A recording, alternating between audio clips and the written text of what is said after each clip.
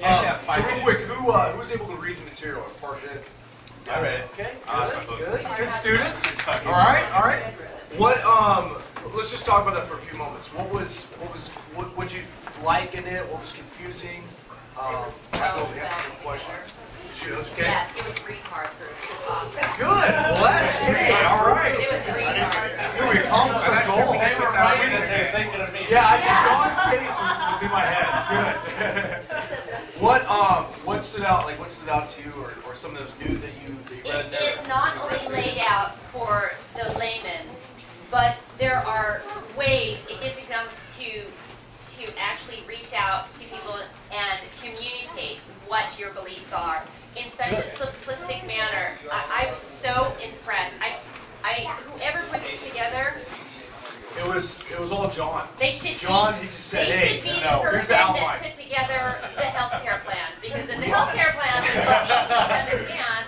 Talk to Marina. She's the one who edited the entire Really? thing. She made sense of all the confusion. Oh my word. Yeah, and pretty much we got it back and it was all in red. Thank you, Marina. That's very, very nice. Thank you. But there were no grammatical errors. Well, I saw She one. was an English major. We're glad to see her. USC, right? You saw one. What page?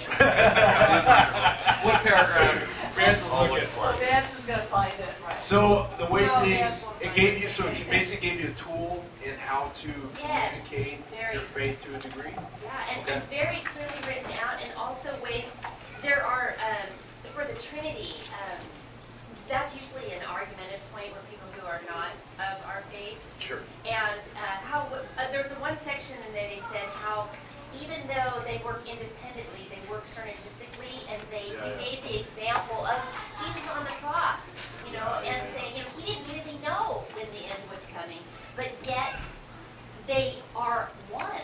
Right. And so the whole idea is how great we are as a church. We can do the same thing. Right. And you brought the husband and wife aspect of it. But also as groups, we have our own gig, but yet we all work together.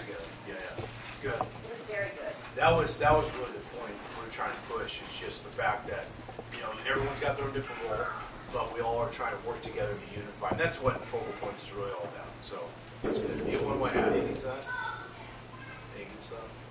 I like the shepherding, the leading, the boxing section. Different hats. Okay. Yeah. Good. Okay. Good. Good stuff. All right, so I promise you that I'm not going to write anything on the board because I can't read it anyways, doesn't matter. All right, so what we're doing here. Good, okay. So let's just transition real quick. We're going to talk a little bit, as you notice in section 2, there's a lot of theology going on in there. So I'm just kind of curious your thoughts on the connection, because sometimes when we talk maybe about the Trinity, or as we've gone through the series of doctrine, there's a lot of just heavy, weighty stuff. In your perspective, do you see a connection between theology and your own just personal life? If so, how, and if not, why?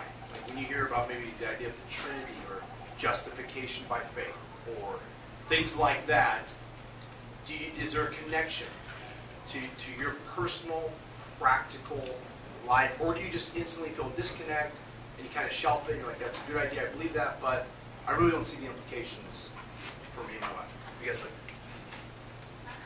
Just easier questions. That's my job. I just like to complicate everything. I'm good at that. Do you have an answer? I have the illustration in mind. You want me? Yes, please. Okay. Go ahead. All right. So here's. Glad you asked. Thank you. We'll just transition, and I'll be done with my little section. We'll finish in less than 5 minutes. This is perfect. So everything comes out of working at the melting pot, because that's where I work, and I hate my job, but I love it. It's just beautiful. While serving there, one thing, I've got this one guy, and I kind of love him, but in most cases I don't. He's probably the most just annoying and gets bothered by every single thing that everyone does and loves to gripe and moan and groan about it. I do the same. That's probably why I notice it.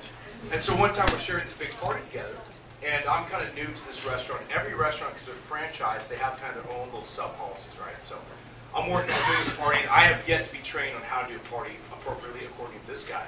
So I'm going through the party and I'm introducing everything, and he is freaking out. Like, I feel the tension just emanating from this guy on me, and I'm trying to, and I don't do good at balancing two things at once, so I'm trying to think through what I'm saying while I'm feeling this guy's just heaviness and frustration. You're As to carrying what, oil. yeah, so I'm like, yeah, exactly. So I'm getting Is confused. this guy something like a pastor, a lead pastor? Yeah, that's another job I have. Sorry. And so mostly, in most cases, so he got all bent out of shape and just cussed me out and whatever. I was like, okay. And so in most cases, what would happen to me is, and I'm not kidding you, I would spend probably the rest of the night, like this is the beginning of the night, so I'm like, this is a great way to start out the night. I'd spend the rest of my night just thinking about that and really withdrawing and retreating, and all the tables I would serve, I just wouldn't give them good service, and I would apologize in most cases to this guy like 1,000 times over, trying to justify myself, trying to win his favor. It's cheese. It's, what's that? It's cheese. Yeah, exactly, exactly. But here's where theology connects to real life, and I've only begun to get this because it's probably been through the doctrine series and just my own study on certain doctrinal ideas. The idea of justification by faith and the idea of there's no condemnation for those who are in Christ Jesus. I'm not kidding you.